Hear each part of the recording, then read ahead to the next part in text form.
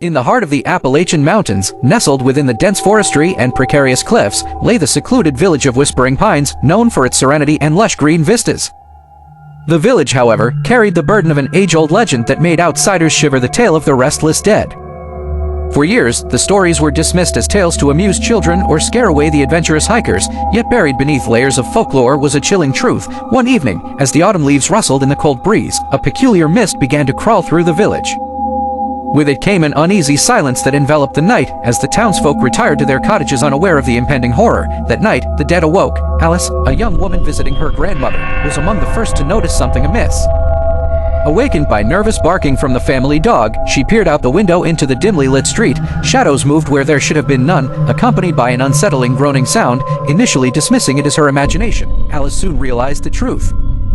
She saw once familiar figures shambling with unnatural slowness down the road. Panic gripped her heart as realization hit. It was the legend made flesh. The deceased villagers, long thought at rest, had risen. Alice quickly woke her grandmother, Emily.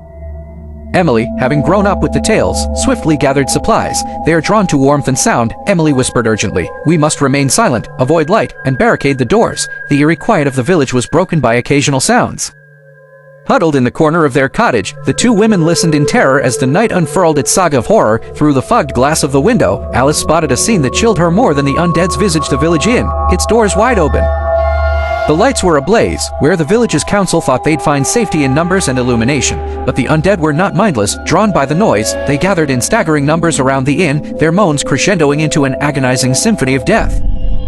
With dusk shadows deepening, the once safe refuge became a macabre spectacle as people desperately screamed and clamored. By the time dawn's first light sliced through the mist, many had perished or fled into the forest's embrace, the village utterly transformed.